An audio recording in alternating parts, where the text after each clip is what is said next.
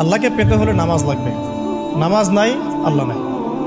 ওয়াস্তাঈনু বিস-সাবরি ওয়াস-সালাহ, তোমরা সবর এবং সালাতের মধ্য দিয়ে আল্লাহর সাহায্য প্রার্থনা করো। আমরা এই জন্য নামাজে বলি ইয়্যাকা না'বুদু ওয়া ইয়্যাকা নাস্তাঈন, আমরা শুধু আপনারই ইবাদত করি এবং আপনার কাছেই সাহায্য প্রার্থনা করি। আল্লাহকে পেতে হলে নামাজের কোনো বিকল্প নাই।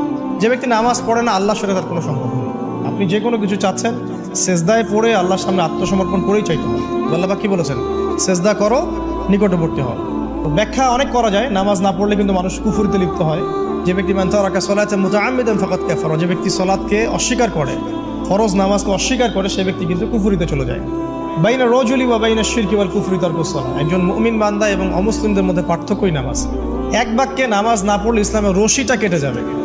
মুআয বিন জাবালকে নবী সাল্লাল্লাহু আলাইহি ওয়াসাল্লাম বলেছেন, কেউ যদি সালাতকে ইচ্ছা করে ছেড়ে দেয় সে ব্যক্তি আল্লাহর জিম্মেদারি থেকে মুক্ত হয়ে যাবে। তার উপর আল্লাহর কোনো জিম্মাদারি নাই, আল্লাহর নিরাপত্তা জিম্মাদারি থেকে সে